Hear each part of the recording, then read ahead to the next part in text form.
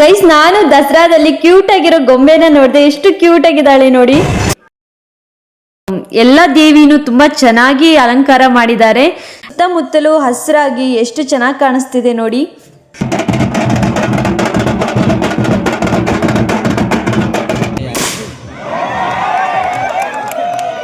ಹರೇ ಕೃಷ್ಣ, ಎಲ್ಲರಿಗೂ welcome back to my channel. ನಾನು ನಿಮ್ಮ ಪ್ರೀತಿಯ ಭೂಮಿ. ಇವತ್ತಿನ ಸ್ಪೆಷಲ್ ಏನಂತ ಯೋಚನೆ ಮಾಡ್ತಿದ್ದೀರಾ? ಸೊ ದಸರಾ ಹಬ್ಬ ಅಂದ್ರೆ ತುಂಬಾ ವಿಶೇಷವಾಗಿರುತ್ತೆ. ಸೊ ಈ ವ್ಲಾಗ್ನಲ್ಲಿ ನಾನು ಹೇಗೆ ದಸರಾ ಹಬ್ಬನ ಸೆಲೆಬ್ರೇಟ್ ಮಾಡಿದೆ ಅನ್ನೋದನ್ನ ನಿಮ್ಮ ಜೊತೆ ಶೇರ್ ಮಾಡ್ತಿದ್ದೀನಿ. ಸೊ ವಿಡಿಯೋ ಶುರು ಮಾಡೋಕ್ಕೂ ಮುಂಚೆ ಇನ್ನೂ ಯಾರು ನನ್ನ ಚಾನೆಲ್ನ ಸಬ್ಸ್ಕ್ರೈಬ್ ಮಾಡ್ಕೊಂಡಿಲ್ಲ, ಪ್ಲೀಸ್ ನನ್ನ ಚಾನೆಲ್ನ ಸಬ್ಸ್ಕ್ರೈಬ್ ಮಾಡ್ಕೊಳ್ಳಿ. ಬನ್ನಿ ವಿಡಿಯೋನ ಶುರು ಮಾಡೋಣ.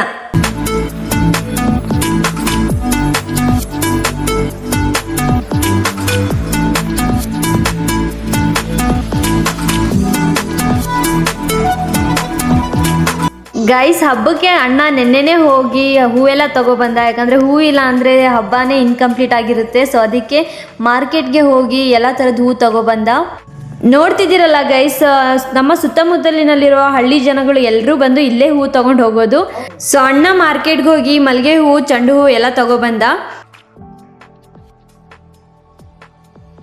ನಾನು ಇವತ್ತು ಬೆಳಗ್ಗೆ ಬೇಗ ಎದ್ದು ಚೆಂಡು ಹೂವನ್ನೆಲ್ಲ ಪೋಣಿಸೋಕೆ ಶುರು ಮಾಡಿದೆ. ಯಾಕಂದರೆ ಆಯುಧ ಪೂಜೆಗೆ, ಡೆಕೋರೇಷನ್ಗೆ ಎಲ್ಲದಕ್ಕೂ ಹೂ ತುಂಬಾ ಇಂಪಾರ್ಟೆಂಟ್ ಆಗಿರುತ್ತೆ.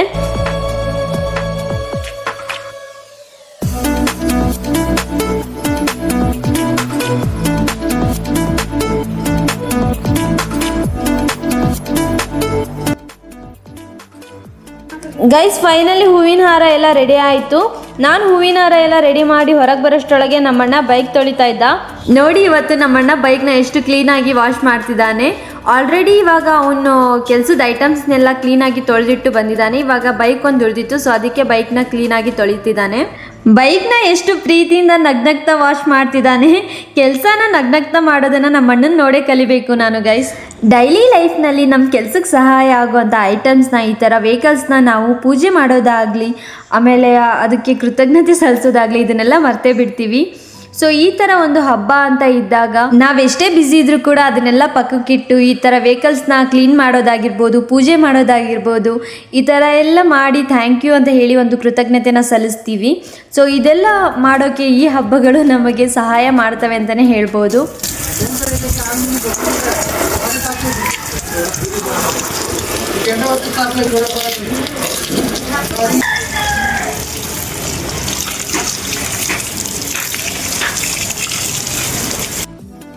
ಫೈನಲಿ ಬೈಕ್ನ ವಾಶ್ ಮಾಡಿ ಹೂ ಮುಡಿಸಿ ಆಮೇಲೆ ಅರ್ಶಿನ ಕುಂಕುಮ ಎಲ್ಲ ಹಚ್ಚಿ ಪೂಜೆ ಮಾಡಾಯಿತು. ಗೈಸ್, ಈಗ ನಮ್ಮ ಮನೇಲಿ ಆಯುಧ ಪೂಜೆಗೆ ಎಲ್ಲ ರೆಡಿ ಆಗಿದೆ. ಅಣ್ಣ ಎಲೆಕ್ಟ್ರಿಕಲ್ ಕೆಲಸ ಮಾಡ್ತಾನೆ. ಸೊ ಅವನ ಕೆಲಸಕ್ಕೆ ಸಹಾಯ ಮಾಡೋ ಎಲ್ಲ ಆಯುಧಗಳನ್ನು ಜೋಡಿಸಿ ಪೂಜೆಗೆ ಇಟ್ಟಿದ್ದೀವಿ. ಇವೆಲ್ಲ ಡೈಲಿ ನಮ್ಮಣ್ಣ ಮಾಡೋ ಕೆಲಸಕ್ಕೆ ತುಂಬಾ ಇಂಪಾರ್ಟೆಂಟ್ ಆಗಿರುತ್ತೆ. ಪ್ರತಿದಿನ ಇದ್ರ ಸಹಾಯ ತಗೊಂಡೇ ನಮ್ಮಣ್ಣ ಎಲ್ಲರ ಮನೆಗೂ ಬೆಳಕು ಕೊಡ್ತಾನೆ. ಹಾಗಾಗಿ ಇವತ್ತು ಈ ಎಲ್ಲ ಆಯುಧಗಳನ್ನು ಪೂಜೆ ಮಾಡಿ ಕೃತಜ್ಞತೆನ ಸಲ್ಲಿಸಿದ್ವಿ. ಗೈಸ್, ಏನು ಗೊತ್ತಾ, ಇವತ್ತು ಬೆಳಗ್ಗೆ ಅಣ್ಣ ಎದ್ದ ತಕ್ಷಣ ಹಬ್ಬ ಅಂತ ಹೇಳಿ ಬೆಳಗ್ಗೆ ಬೇಗ ಹೋಗಿ ತೋಟಕ್ಕೆ ಹೋಗಿ ಬಾಳೆ ಗಿಡನ ಕೊಯ್ಕೊಂಡು ಬಂದ. ಬಾಳೆ ಗಿಡ ಮತ್ತು ಎಲೆ ಅದನ್ನೆಲ್ಲ ಕೊಯ್ಕೊಂಡು ಬಂದ. ಸೊ ಇವಾಗ ಬಾಳೆ ಗಿಡನ ಗೋಪುರದ ಮುಂದೆ ಕಟ್ತಾ ಇದ್ದಾನೆ. ನಮ್ಮಣ್ಣ ಫುಲ್ ಎನರ್ಜಿಲಿ ಕೆಲಸ ಮಾಡ್ತಿದ್ರೆ ನಾನು ಕ್ಯಾಮ್ರಾ ಇಟ್ಕೊಂಡು ಅದನ್ನು ಕ್ಯಾಪ್ಚರ್ ಮಾಡ್ತಾ ಇದ್ದೆ. ಇವಾಗ ನೋಡಿ ಎಷ್ಟು ಬ್ಯೂಟಿಫುಲ್ ಆಗಿ ಕಾಣಿಸ್ತಿದೆ. ಹಸಿರಾಗಿರೋ ಬಾಳೆ ಗಿಡ, ಆಮೇಲೆ ಹೂವಿನಿಂದ ಮಾಡಿರೋ ಡೆಕೋರೇಷನ್, ಫುಲ್ ಹಬ್ಬದ ವೈಬ್ಸ್ ಬಂತು ಗೈಸ್.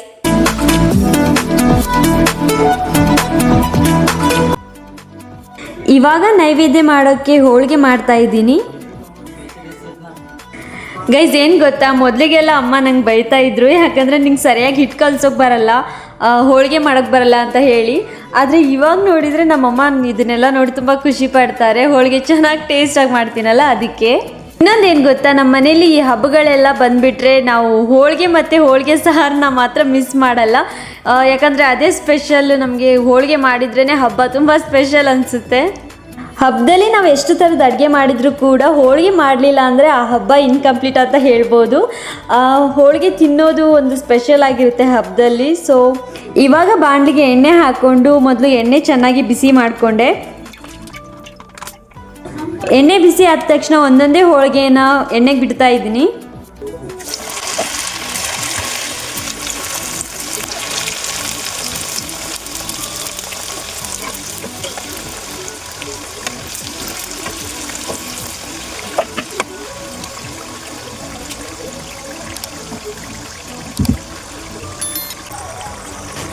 ನಾನು ನೈವೇದ್ಯಕ್ಕೆ ಎಷ್ಟು ಬೇಕೋ ಅಷ್ಟು ಹೋಳಿಗೆನ ಮಾಡಿಕೊಂಡೆ, ಉಳಿದಿರೋ ಹೋಳಿಗೆ ಎಲ್ಲ ಅಮ್ಮನೇ ಮಾಡ್ತಾರೆ.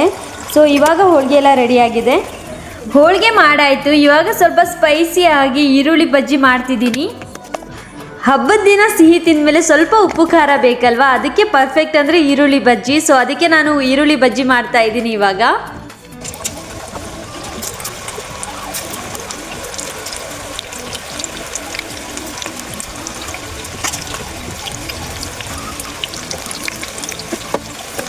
ಸೊ ಬಜ್ಜಿ ಎಲ್ಲ ರೆಡಿ ಆಗ್ತಿದೆ ಗೈಸ್. ಇವಾಗ ನನ್ನ ಅಡುಗೆ ಮುಗೀತು. ಇನ್ನು ಉಳಿದಿದ್ದ ಅಡುಗೆ ಎಲ್ಲ ಅಮ್ಮನೇ ಮಾಡ್ತಾರೆ. ಸೊ ಇವಾಗ ಬಜ್ಜಿ ಎಲ್ಲ ಮಾಡಿ ಬಂದು ರೆಡಿಯಾಗೋ ಕೂತ್ಕೊಂಡೆ. ಹಬ್ಬದ ದಿನ ಟ್ರೆಡಿಷ್ನಲ್ ಆಗಿ ರೆಡಿ ಆಗೋದು ಎಷ್ಟು ಚಂದ ಅಲ್ವಾ. ಸೊ ಇವಾಗ ನಾನು ಟ್ರೆಡಿಷ್ನಲ್ ಲುಕ್ನ ಕ್ರಿಯೇಟ್ ಮಾಡ್ತಾ ಇದ್ದೀನಿ. ದಸರಾ ಹಬ್ಬಕ್ಕೆ ಅಂತಾನೆ ಈ ಡ್ರೆಸ್ ತಗೊಂಡಿದ್ದೆ ಗೈಸ್. ವಾವ್, ಕಲರ್ ಕಾಂಬಿನೇಷನ್ ತುಂಬ ಕ್ಲಾಸಿ ಆಗಿದೆ ಅಲ್ವಾ. ಹಬ್ಬದ ವೈಬ್ಸ್ಗೆ ಇದು ಪರ್ಫೆಕ್ಟ್ ಆಗಿ ಮ್ಯಾಚ್ ಆಗ್ತಿದೆ. ಮತ್ತು ಟ್ರೆಡಿಷ್ನಲ್ ಲುಕ್ ಕೂಡ ಸೂಪರ್ ಹೈಲೈಟ್ ಮಾಡ್ತಿದೆ ಗೈಸ್.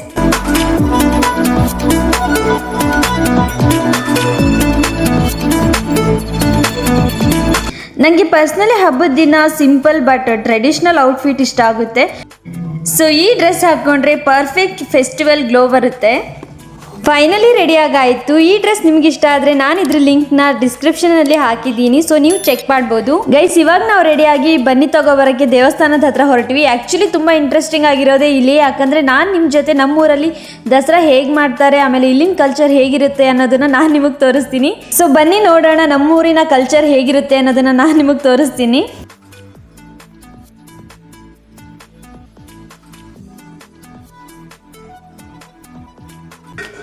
ಫೈನಲಿ ನಾವು ದೇವಸ್ಥಾನದ ಹತ್ರ ಬಂದ್ವಿ. ಸೊ ಇವಾಗ ನೀವು ನೋಡ್ತಿದ್ದೀರಲ್ಲ, ಇದು ನಮ್ಮ ಊರಿನ ದಸರಾ ಹಬ್ಬದ ಸಂಭ್ರಮ ಅಂತಾನೆ ಹೇಳ್ಬೋದು. ಎಲ್ಲ ಜನರು ಎಷ್ಟು ಉತ್ಸಾಹದಿಂದ ಸೇರ್ಕೊಂಡು ಈ ಹಬ್ಬನ ಸೆಲೆಬ್ರೇಟ್ ಮಾಡ್ತಿದ್ದಾರೆ ನೋಡಿ.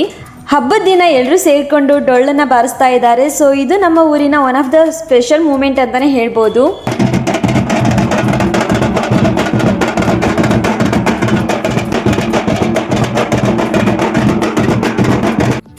ಇವಾಗ ನಾವು ದೇವಸ್ಥಾನದೊಳಗೆ ಹೋಗಿ ದೇವ್ರಿಗೆ ಕೈ ಮುಗಿದು ಬರೋಣ ಅಂತ ಹೇಳಿ ಬಂದ್ವಿ. ಸೊ ನಾವಿವಾಗ ಇರೋದು ಕೈಟಬೇಶ್ವರ ಟೆಂಪಲ್ ಒಳಗೆ. ಮೊದಲು ಶಿವನ ಮುಂದೆ ಇರೋ ನಂದಿಗೆ ನಮಸ್ಕಾರ ಮಾಡಿದ್ವಿ ನಾವು. ನೋಡಿ ಎಷ್ಟೊಂದು ಜನ ಬಂದಿದ್ದಾರೆ ಇವತ್ತು ಹಬ್ಬ ಅಂತ ಹೇಳಿ. ಫುಲ್ಲು ರಶ್ ಇತ್ತು ದೇವಸ್ಥಾನ ಕೂಡ. ದೇವ್ರಿಗೆ ಕೈ ಮುಗಿದು ಚೆನ್ನಾಗಿ ದೇವ್ರ ಹತ್ರ ಬೇಡ್ಕೊಂಡೆ. ಸೊ ಇವಾಗ ತುಂಬ ರಶ್ ಇತ್ತು. ಸೊ ಅದ್ರ ಮಧ್ಯೆ ಹೋಗಿ ತೀರ್ಥ ಎಲ್ಲ ಇಸ್ಕೊಂಡು ಅರ್ಶಿನ ಕುಂಕುಮ ತಗೊಂಡು ಬಂದೆ. ನಾನಿವಾಗ ದೇವಸ್ಥಾನದ ಹೊರಗಡೆ ಹೋಗಿ ವ್ಯೂ ತೋರಿಸ್ತೀನಿ ಎಷ್ಟು ಚೆನ್ನಾಗಿರುತ್ತೆ ಅನ್ನೋದನ್ನ. ಸೊ ನೋಡ್ತಿದ್ದೀರಲ್ಲ ದೇವಸ್ಥಾನ ಎಷ್ಟು ಬ್ಯೂಟಿಫುಲ್ ಆಗಿ ಕಾಣಿಸ್ತಿದೆ ಅಂತ ಹೇಳಿ. ಸುತ್ತಮುತ್ತಲು ಹಸಿರಾಗಿ ಎಷ್ಟು ಚೆನ್ನಾಗಿ ಕಾಣಿಸ್ತಿದೆ ನೋಡಿ. ಇವಾಗ ನಾನು ಇಲ್ಲಿ ಇನ್ನೊಂದು ಇಂಟ್ರೆಸ್ಟಿಂಗ್ ಆಗಿರೋ ಸೀನ್ನ ತೋರಿಸ್ತೀನಿ ಗೈಸ್. ಇಲ್ಲಿ ಒಂದು ದೊಡ್ಡ ಮರ ಕಾಣಿಸ್ತಿದೆಯಲ್ಲ, ಈ ಮರಕ್ಕೆ ಒಂದು ತೆಂಗಿನಕಾಯಿನ ಕಟ್ಟಿರ್ತಾರೆ. ಸೊ ಇವಾಗ ಆ ಮರಕ್ಕೆ ಕಟ್ಟಿರೋ ತೆಂಗಿನಕಾಯಿಗೆ ಗುರಿ ಇಟ್ಟು ಬಂದೂಕ್ ತಗೊಂಡು ಹೊಡಿತಾರೆ. ಸೊ ನಾನಿವಾಗ ಫಸ್ಟ್ ಟೈಮ್ ನೋಡ್ತಿರೋದು ಈ ಸೀನ್ನ. ಅಂದರೆ ನಾನು ಮೂವಿನಲ್ಲೆಲ್ಲ ನೋಡ್ತಿದ್ದೆ ಬಂದೂಕ್ ತಗೊಂಡು ಶೂಟ್ ಮಾಡೋದು, ಬಟ್ ಇದನ್ನು ರಿಯಲ್ ಆಗಿ ನೋಡ್ತಿದ್ದೀನಿ. ತುಂಬ ಎಕ್ಸೈಟ್ಮೆಂಟಲ್ಲಿದ್ದೀನಿ. ಬನ್ನಿ ನೋಡೋಣ. ಈ ಸಂಪ್ರದಾಯನ ಪ್ರತಿ ವರ್ಷವೂ ಪಾಲಿಸ್ತಾರೆ. ಇದರ ಹಿಂದಿನ ರೀಸನ್ ಏನು ಅಂತ ಹೇಳಿದರೆ, ಇದು ಶೌರ್ಯ ಮತ್ತು ಧೈರ್ಯದ ಸಂಕೇತ ಆಗಿರುತ್ತೆ. ಬಂದೂಕಿನಿಂದ ತೆಂಗಿನಕಾಯಿ ಹೊಡಿದ್ರೆ ಅದನ್ನ ವಿಜಯದ ಸಂಕೇತ ಆಗಿ ಸೆಲೆಬ್ರೇಟ್ ಮಾಡ್ತಾರೆ. ನೋಡಿ ಇಲ್ಲಿ ಎಷ್ಟೊಂದು ಜನ ಸೇರಿದ್ದಾರೆ. ಇವ್ರು ಬಂದೂಕಿಂದ ಹೇಗೆ ಶೂಟ್ ಮಾಡ್ತಾರೆ ನೋಡೋಣ ಬನ್ನಿ.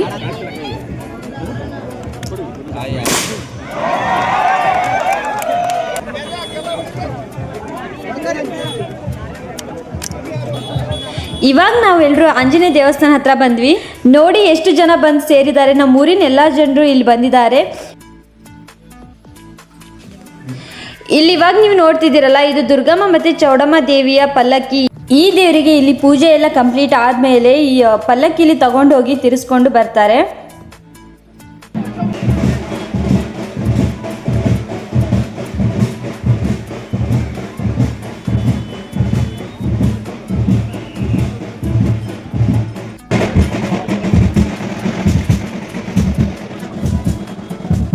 ಇವಾಗ ನೀವು ನೋಡ್ತಿದ್ದೀರಲ್ಲ, ಬನ್ನಿ ಮರಕ್ಕೆ ಪೂಜೆ ಮಾಡ್ತಿದ್ದಾರೆ. ಈ ಬನ್ನಿ ಮರನ ಬಂಗಾರದ ಮರ ಅಂತ ಕೂಡ ಕರೀತಾರೆ.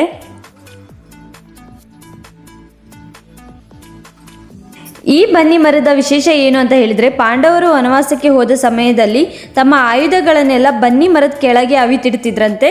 ಇದನ್ನ ಮತ್ತೆ ವಾಪಸ್ ಬಂದು ಅದೇ ಆಯುಧಗಳನ್ನೆಲ್ಲ ತಗೊಂಡು ಕೌರವರೊಂದಿಗೆ ಯುದ್ಧ ಮಾಡಿ ಜಯ ಗಳಿಸ್ತಾರೆ ಅಂತ ನಮ್ಮ ಪುರಾಣ ಕಥೆಗಳೆಲ್ಲ ಹೇಳ್ತಾರೆ.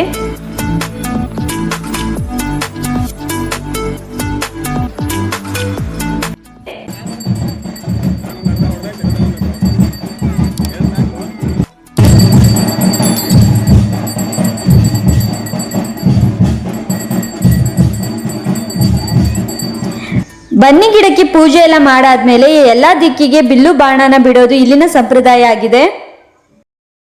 ಈ ತರ ಯಾಕೆ ಎಲ್ಲಾ ದಿಕ್ಕಿನಲ್ಲೂ ಬಿಲ್ಲು ಬಾಣ ಬಿಡ್ತಾರೆ ಅಂದ್ರೆ, ಪಾಂಡವರು ಯುದ್ಧಕ್ಕೆ ಹೋಗೋಕ್ಕೂ ಮುಂಚೆ ಎಲ್ಲಾ ದಿಕ್ಕಿನಲ್ಲೂ ಬಿಲ್ಲು ಬಾಣ ಬಿಡ್ತಿದ್ರಂತೆ. ಯಾಕಂದ್ರೆ ಎಲ್ಲಾ ದಿಕ್ಕಿನಿಂದಲೂ ಅವರಿಗೆ ಆ ಶಕ್ತಿ ಪ್ರಸರಿಸಲಿ ಅಂತ ಹೇಳಿ.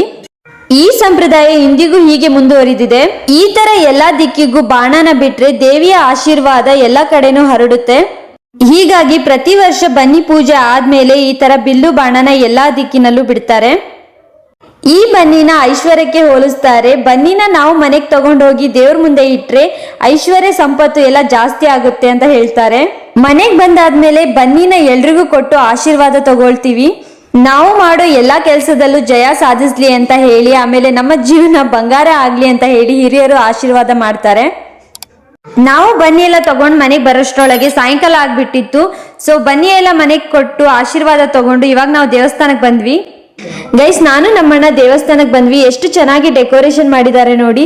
ಈ ತರ ಹಬ್ಬದ ದಿನ ದೇವಸ್ಥಾನಕ್ಕೆ ಬಂದ್ರೆ ಈ ತರ ಡೆಕೋರೇಷನ್ ಮಾಡಿದ್ದೆಲ್ಲ ನೋಡ್ಬೋದು. ನಾವಿವಾಗ ದುರ್ಗಮ್ಮನ ದೇವಸ್ಥಾನ ಮುಂದೆ ಇರುವ ಪಾದಗಟ್ಟೆಗೆ ನಮಸ್ಕಾರ ಮಾಡಿದ್ವಿ.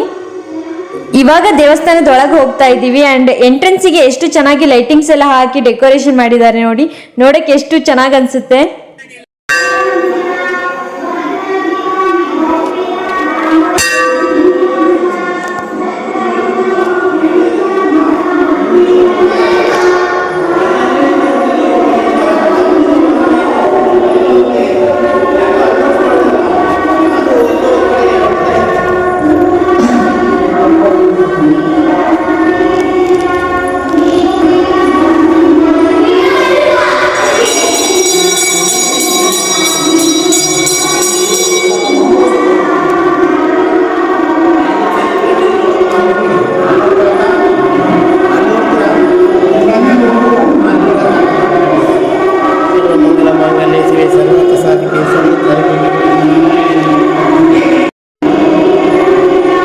ಗೈಸ್, ನಾವು ವಿಡಿಯೋ ಮಾಡ್ತಿರೋದನ್ನ ನೋಡಿ ಈ ಭಟ್ರು ಫೋನ್ ಇಸ್ಕೊಂಡು ಅವರೇ ವಿಡಿಯೋ ಎಲ್ಲ ಮಾಡಿಕೊಟ್ರು. ಅಂದ್ರೆ ದೇವಿ ವಿಡಿಯೋ ಎಲ್ಲ ಕಂಪ್ಲೀಟ್ ಆಗಿ ಕ್ಯಾಪ್ಚರ್ ಮಾಡಿಕೊಟ್ಟಿದ್ದಾರೆ ನೋಡಿ. ಕೆಲವೊಂದ್ ಕಡೆ ನಾವು ದೇವಸ್ಥಾನಕ್ಕೆ ಹೋದಾಗ ಫೋಟೋ ತಕ್ಕೊಳ್ಳೋಕೆ ಬಿಡಲ್ಲ, ಅಂತದ್ರಲ್ಲಿ ಈ ತರ ವಿಡಿಯೋ ಮಾಡ್ಕೊಟ್ರೆ ಎಷ್ಟು ಖುಷಿ ಅನ್ಸುತ್ತಲ್ಲ. ಈ ತರ ಭಟ್ರು ಎಲ್ಲಾ ದೇವಸ್ಥಾನದಲ್ಲೂ ಇದ್ಬಿಟ್ರೆ ವ್ಲಾಗ್ ಎಲ್ಲ ತುಂಬಾ ಈಸಿಯಾಗಿ ಮಾಡ್ಬೋದು.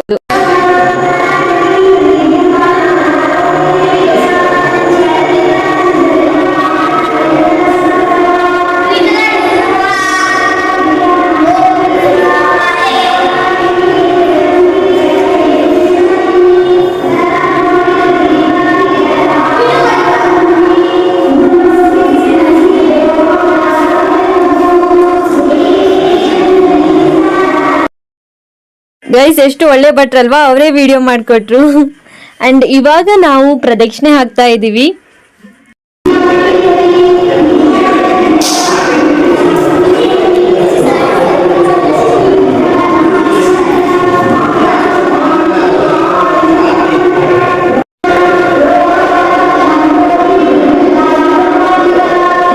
ಪ್ರದಕ್ಷಿಣೆ ಎಲ್ಲ ಹಾಕಾಯ್ತು. ದೇವ್ರಿಗೆ ಕೈ ಮುಗ್ದು ಬೇಡ್ಕೊಂಡೆ.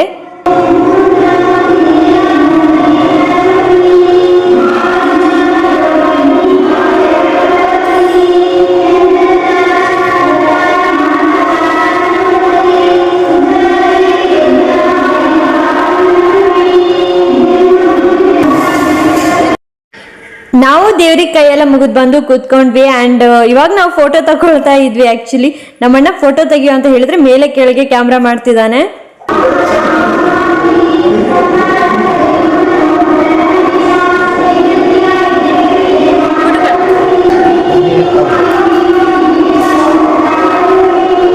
ಸೆಲ್ಫಿ ಎಲ್ಲ ತಗೊಂಡಾಯ್ತು. ಅಂಡ್ ನಾವು ದೇವಸ್ಥಾನದಿಂದ ಇವಾಗ ಹೊರಗಡೆ ಬಂದ್ವಿ. ಅಂಡ್ ನೆಕ್ಸ್ಟ್ ದೇವಸ್ಥಾನ ನಾವು ಗಣೇಶ ದೇವಸ್ಥಾನಕ್ಕೆ ಹೋಗ್ಬೇಕು ಅಂತ ಅನ್ಕೊಂಡಿದೀವಿ. ಇವಾಗ ನಾನು ನಮ್ಮಣ್ಣ ಗಣೇಶ ದೇವಸ್ಥಾನಕ್ಕೆ ಬಂದಿದ್ದೀವಿ.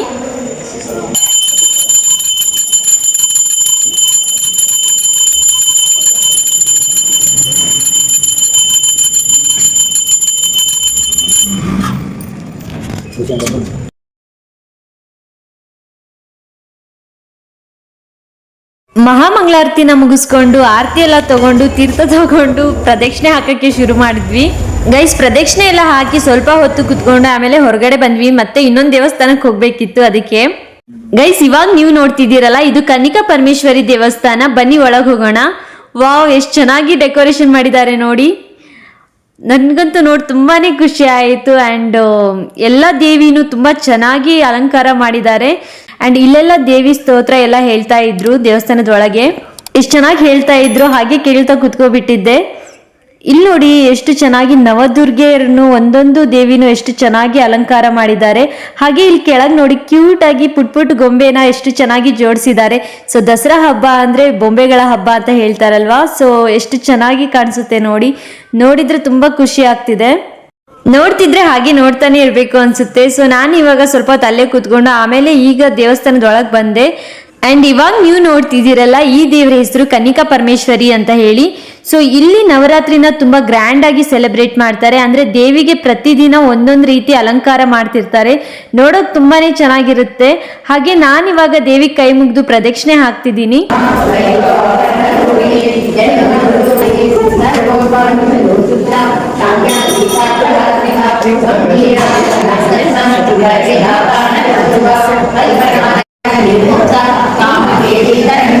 ದೇವ್ರಿಗೆ ಕೈ ಮುಗ್ದು ಹೊರಗೆ ಬಂದೆ. ನೋಡಿ ಈ ಪಾಪ ಎಷ್ಟು ಕ್ಯೂಟ್ ಆಗಿದೆ.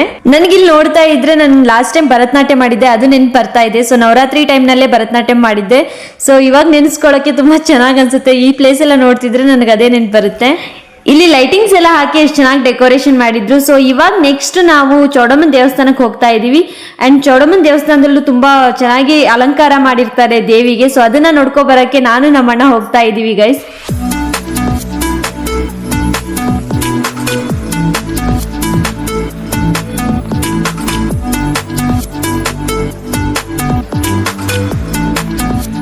ಇವಾಗ ನಾವು ಚೌಡಮ್ಮನ ದೇವಸ್ಥಾನದ ಹತ್ರ ಬಂದ್ವಿ. ಸೊ ಇವಾಗ ನಾವು ಒಳಗೆ ಹೋಗ್ತಾ ಇದೀವಿ ಗೈಸ್. ಸೊ ಒಳಗೆ ಬರ್ತಿದ್ದಂಗೆ ದೇವಿ ಪಾದಕ್ಕೆ ನಮಸ್ಕಾರ ಮಾಡಿದ್ವಿ.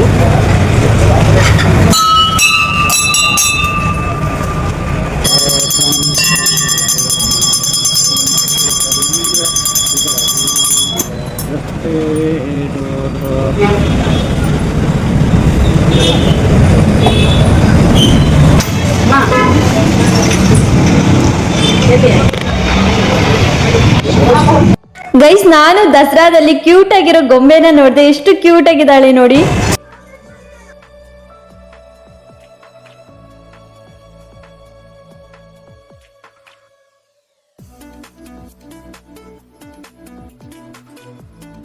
ಇವಾಗ ದೇವಸ್ಥಾನದಲ್ಲಿ ನಾನು ಅಣ್ಣ ಪ್ರದಕ್ಷಿಣೆ ಹಾಕಿ ದೇವ್ರಿಗೆ ಕೈ ಮುಗಿದ್ವಿ.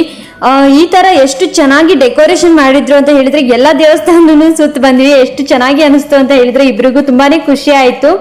ಅಂಡ್ ಇವತ್ತು ದಸರಾ ಆಗಿರೋ ಕಾರಣಕ್ಕೆ ಎಲ್ಲಾ ಕಡೆನೂ ತುಂಬಾ ಚೆನ್ನಾಗಿ ಎಲ್ಲಾ ದೇವರಿಗೂ ಅಲಂಕಾರ ಮಾಡಿದ್ರು. ಇವಾಗ ಆಲ್ರೆಡಿ ಲೇಟ್ ಆಗಿತ್ತು. ನಾನು ಅಣ್ಣ ದೇವ್ರಿಗೆ ಕೈ ಮುಗಿದು ಬಂದು ಸ್ವಲ್ಪ ಹೊತ್ತು ಕುತ್ಕೊಂಡ್ವಿ. ಸೊ ನಾವು ಮತ್ತೆ ನೆಕ್ಸ್ಟ್ ಯಾವ ದೇವಸ್ಥಾನ ಅಂತ ಹೇಳಿ ಯೋಚನೆ ಮಾಡ್ತಿದ್ವಿ.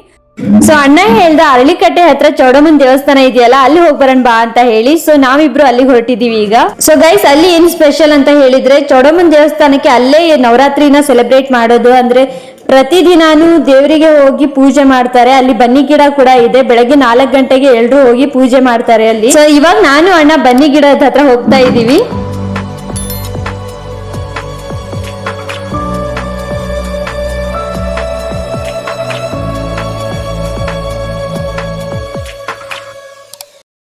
ನಾನು ಅಣ್ಣ ಈಗ ಡೈಲಿ ಪೂಜೆ ಮಾಡ್ತಿದ್ದಂತ ಬನ್ನಿ ಗಿಡದ ಹತ್ರ ಬಂದ್ವಿ.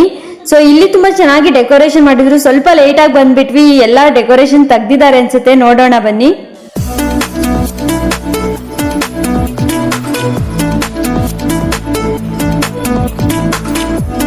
ಇಲ್ಲಿಗೆ ಬಂದು ಚೌಡಮ್ಮಂಗೆ ಕೈ ಮುಗಿದ್ವಿ. ಆ್ಯಂಡ್ ಇದೇ ನೋಡಿ ಬನ್ನಿ ಗಿಡ. ನಾವು ಬೆಳಗ್ಗೆ 4 ಗಂಟೆಗೆ ಬಂದು ಪೂಜೆ ಮಾಡ್ತಿದ್ವಿ. ಅದೇ ಗಿಡ ಇದು.